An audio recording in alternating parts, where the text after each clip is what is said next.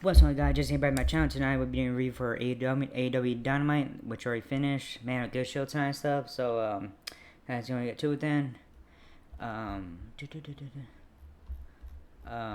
we have a little kickoff segment and stuff. So here you go. Andy comes with Daddy Magic. Matt Menard Garcia calls this one of the most important nights of his life. He sends a message to Will Ospreay. He vows he won't lose tonight.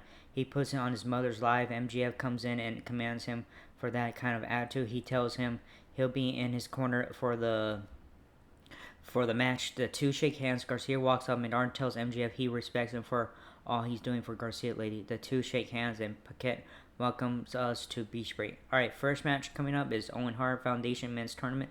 Semifinals, Brian Danielson versus Pac.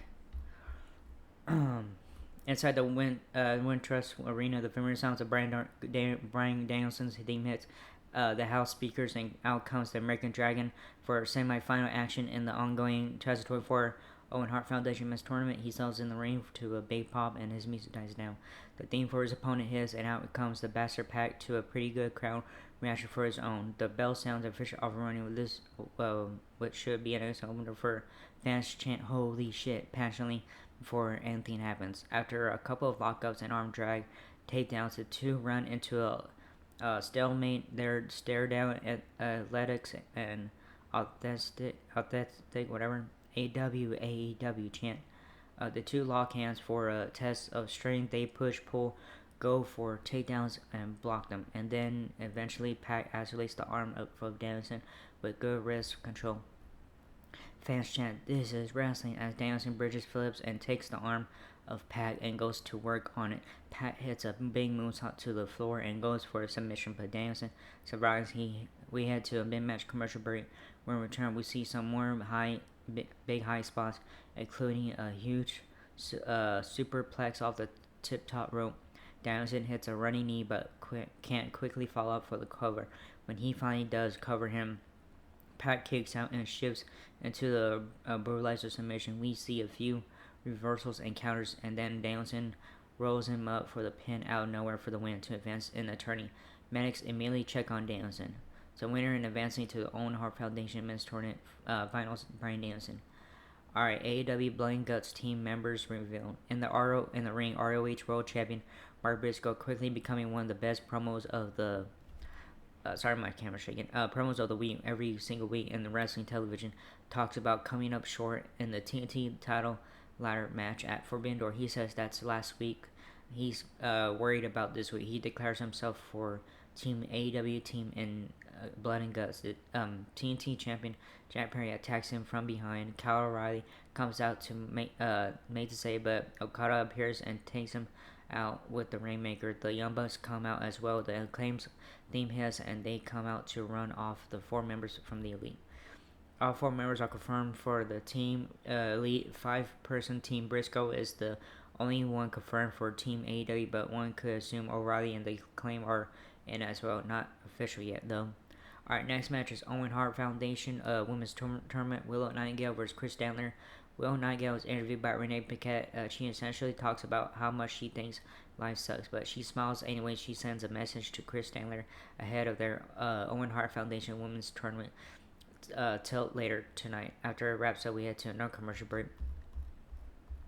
When we return, we see Timeless Tony Storm coaches Mariah May to say her catchphrase as they promote her Owen Hart Cup match against Hikaru Shida back inside the arena. Stokely Hathaway demands everyone stand on their feet as Chris Statler is introduced.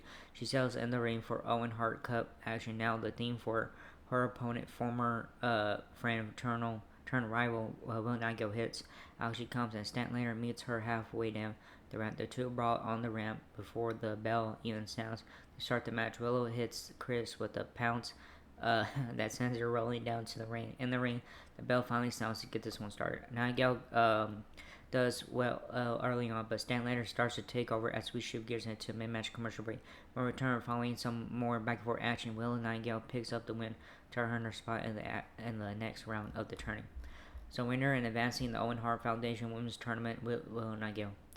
Alright, backstage afterwards, Jeff Jarrett gives no comment when asked about the importance of his own Owen Hart Cup match against the Elite's wild card later tonight. Instead, Jay Lethal talks for him after he leaves, saying it's important for him to win to honor the legacy of his formal best friend. We head to another break. So next up, Dr. Britt Baker segment promo. When return in the ring, Tony Schiavone gets a cheap pop when talking about how Chicago has some of the best wrestling fans in the world. He then introduces and her Dynamite return former AEW Women's World Champion Dr. Britt Baker DMD. Her theme hits out. She comes to DMD, DMD chants. Baker comes in and hugs Schiavone. He hands her the mic and the floor and exits the ring as Baker soaks up love from the Windy City, who break out into a loud welcome back chant. She says, "Damn, I miss you guys. Our past is a lesson, our present is a gift, and our future is our motivation." She says, "For the past 10 months, many have probably wondered where she is. When it was asked, the answer was that she's injured." Yeah. She says we know her better than that to think just injury is why she's gone. She says in November she was banged up and running on empty, but she told herself she's good until one day she wasn't. Because one day she started feeling really sick, the room was spinning, her vision was blurry, and her right arm was tightly and numb. Something didn't feel right. She tried to open a bottle of water and she couldn't. Her entire right side stopped working. She spent a week in a hospital with EIA. It's when her brain isn't getting enough blood and essentially a mini stroke. She says she told Tony Khan she needed to stay home and get herself right. She said he told her to let him know when she's good. She said, excuse me. She says for the present she's here, healthy and clear. She says she was never more nervous than on Sunday night at Forbidden Door. She says all she had to do was stand on the stage. She wasn't sure if anyone would care. She says when she needed pro wrestling, all the fans, they welcomed her back with open arms and DMD chants. She says for the future she's going to leave us with this: when you're going through a hard time, go through it. Be present and feel all of it, because when you get to the other side, it'll feel that much better. She says we'll have the impulse to be elite. And speaking of elite, she has to bring this up because she heard we have a new female face of all elite wrestling. She calls out Mercedes Moné for piping in chants of CEO into her entrance music. She calls her out for claiming to be the face of AEW when someone else was who helped build this place from the ground up. She says she's only 3 letters that around this place are DMD. Fans chant it, and then we hear a car horn. Is Mercedes. On the big screen, we see TBS and NJPW Strong Women's Champion Mercedes Moné emerge. She is met by the Young Bucks, who sing her praises and tell her that her double championship celebration is ready. When she says, "Let's go," and begins walking towards the building. With Baker still in the ring, the crew comes out with balloons and other props to get the ring ready for the celebration. Monet's theme hits. As Baker is still standing there, out comes the new double champ fans chant CEO, and she does her little bouncy dance and smiles. They switch to DMD chants, and Monet gets a frown on her face and a look of disgust. Monet addresses the Chicago crowd with Baker still standing in the middle of the ring. Baker says she gets it. She upstaged Monet's moment at Forbidden Door, so she's trying to upstage her moment now. Monet tells Baker anything about her is irrelevant to her. Fans chant, "Shut the fuck up." Monet tells Baker to get a look at a real star. Baker calls Monet out for All In. Baker says she wrestled at the first All In and last year's at Wembley Stadium when Monet was looking like a broke bitch with a broken leg in the stands. She challenges her to a match at All In. Monet tells Baker there's a long list of people in the back, so get in line, bitch. Baker says, "Bitch, what line?" and looks behind Monet. Monet says there's a price to pay when you mess with Mercedes Monet. Her theme hits to end the explosive heated segment. Alright, we see highlights of Don Callis giving Will Ospreay the screwdriver in his match against Swerve Strickland at Forbidden Door. Don Callis comes in to his interview with Renee Paquette backstage. Ospreay tells Callis not to say anything. He says it's not his fault. He came up short. He says it's his own for hitting the referee. He says he's not the same guy he used to be. He doesn't want to be part of the Downcast family any longer. Kala says he's not normally in the habit of laying people out of signed agreements with him. He says he's proud of what Osprey has done with his life.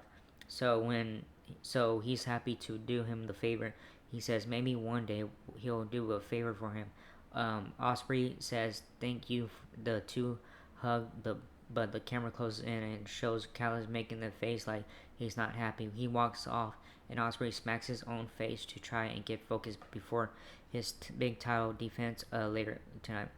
Alright, we have Chris Jericho coming up. The theme for Chris Jericho hits and out comes the longest reigning for the world champion of all time, the Luring Tree. He gets on the ring and starts, hey guys, and I, he says, Hook did the ultimate no, and stole his finish. That doesn't work for me, brother. He calls Taz a mark and says, if anyone knows about his gimmick infringement, it's him. Jericho says he's here for color commentary, but he doesn't want to be around Taz while doing it because he doesn't trust him. He tells Taz per the Young Bucks that he is relieved of his announcing duties for the rest of the evening and must leave the Wintrust arena immediately. He has paperwork with him, which Taz demands to see. As he stands up, security comes over and makes him leave. Jericho says in cheerful fashion, thanks guys. Bye, Taz. Alright, so next match is Samoa Joe, Kazuri Shibata, and Hook versus the Gates of Agony and Brian Cage. Theme for Samoa Joe hits, and out comes the two chants of Joe.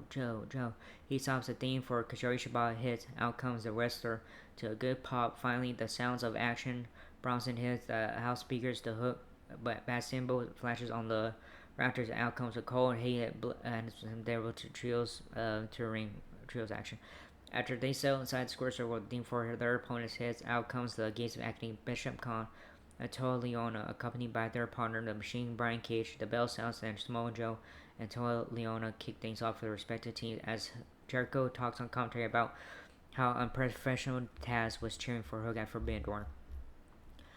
Following a few tags to give others some time in the ring, we shake gears ahead to a mid-match commercial break as the action continues.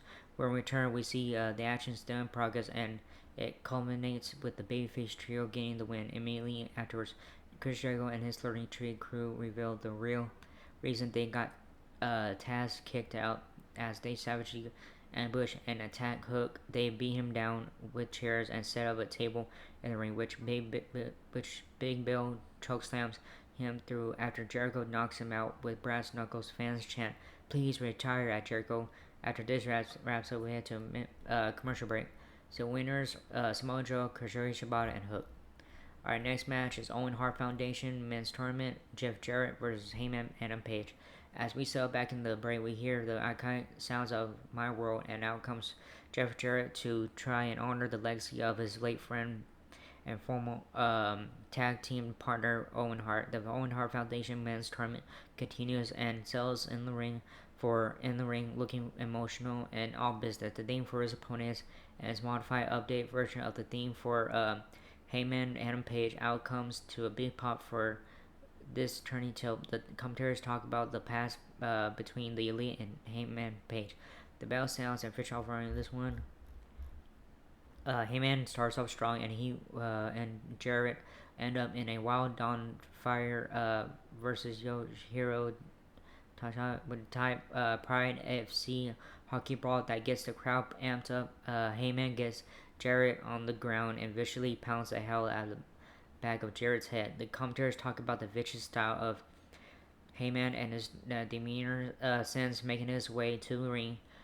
Page hits a big powerbomb off the ring apron onto the floor. He drags Jarrett over and bashes the back of his head repeatedly into the steel ring steps.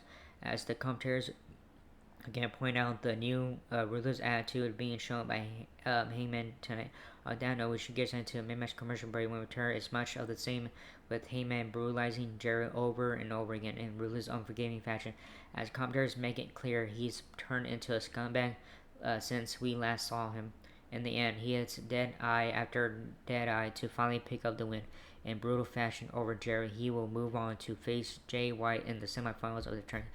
So winner and advancing in the Owen Hart Foundation Men's Tournament, Heyman Page.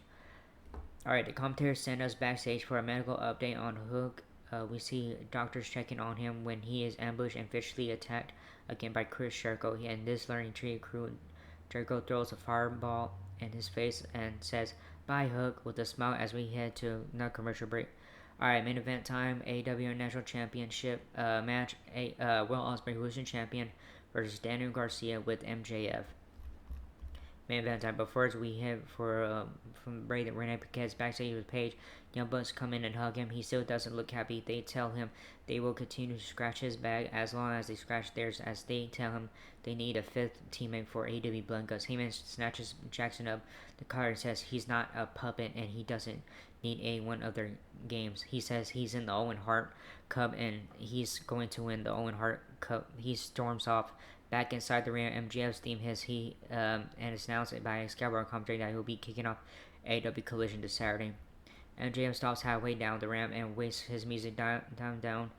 For Daniel Garcia, out comes the challenger for our championship main event of the evening. He makes his way to the ring, looking determined as MJF walks behind him to be in his corner. As promised, he soaks up the love from the crowd on the ropes in the ring. Now the theme for the reigning defending AEW National Champion hits. Out comes Will Ospreay for his scheduled title defense. The Aerial Assassin gets a rock star reception from the Chicago crowd the same way he does everywhere else at this point, and heads to the ring looking all business. So the bell sounds and off we go. Alright, come on. After some early back and forth action, we see Garcia start to get the short end of the stick. He looks discouraged in the corner, but MJF yells words of encouragement to him from ringside. We head to a mid-match commercial break. When we return, we see a few more minutes of action, and then the commentators informed us that the show is going long tonight. Shocker. We see Ospreay struggle to find a way to finish Garcia. He takes his arm pad off and looks to connect with the hidden blade, but Garcia counters into a submission attempt. Garcia hits a huge spot and immediately goes for the cover, but Ospreay manages to kick off this I said that word right earlier. Athletics and whatever, and a loud AEW chant from the jam-packed crowd withdraws. AEW MJF lays his diamond diamond in the ring in front of Garcia. Garcia picks up and looks at it as distracted, and that Ospreay rolls him up from behind. Alright, Garcia kicks out and pops up to take Ospreay out with the big lariat. He looks at the dynamite diamond ring. Again, MJF yells at him to use it. Garcia decides against it. He hands it back to MJF and turns around right in time to get nearly beheaded by a hidden blade from Ospreay for the pinfall. Ospreay retains. MJF looks upset at ringside. So winner and still AEW National Champion Will Ospreay. Alright, after the match, we see MJF still looking upset at ringside. Garcia sits in the corner and starts crying. Remember, he promises on his mother's life that he was winning and leaving tonight with the AEW National Championship. Ospreay heads over to give him the words of encouragement as he cries. MJF is shown standing in the ring and standing in the background watching this from ringside. Alright, after Ospreay leaves and heads to the back, MJF comes over and tells him that loss is his fault, not Garcia's. He says these people still love you. He leaves the fans in cheering for Garcia in the middle of the ring and stops and turns and low blows Garcia, who crumbles to the mat as MJF gives a truly evil look out to the crowd. He slides his dynamite diamond ring on his own finger and stops Garcia, waiting for him to get up. From behind, he sees Daddy Magic on the apron, so he drills him with the ring. He yells at Garcia to get up, and then he drills him with it as well. He holds his pinky up with the ring on and looks at the crowd evil. Fans chant his name anyways. Schiavone tries telling it on commentary. MJF yells at the crowd to shut the hell up. Schiavone says he'll have a lot of explaining to do when he opens up AEW Collision this coming Saturday. Garcia shown bleeding. MJF sees security coming and knocks them all out before running over and beating the crap out of a bloody Garcia some more. MJF takes a bloody Garcia up the ropes and hits a big high spot, cut Christopher Daniels, and a bunch of officials throwing out. Daniels yells at MJF, who has blood stain all over his shirt, white shirt, t-shirt from a bloody Garcia. He pushes all the officials out of the way and beats Garcia up some more. Ospreay limps back out, and MJF runs off through the crowd. Garcia is taken out on a stretcher as MJF nearly fights with fans for real. That's how it show goes on stuff. So, anyways, that was a good show tonight and stuff. And my camera's up. I didn't realize that till now. So yeah, sorry about that. The camera angle. So, anyways, good show tonight, man. MGF. I had a feeling. I thought it was me, Danny Garcia, for a second, but MGF did it. You know. So I'm happy. Britt Baker's back. Heyman Page and all that stuff. So, but man, him. MJF, this scumbag. Tony Giovanni called MJF that son of a bitch and all that stuff, and I was like, damn. I mean, not damn, but I was like, oh man. So, anyways, that was it for this video. Hope you like it, like, subscribe, hit that bell button, leave a comment or whatever you guys want to do. I don't care. So, anyways, that was it, and hope you guys have a safe 4th of July tomorrow and stuff. So, that was it, and see you guys review for SmackDown and Rampage. Laters.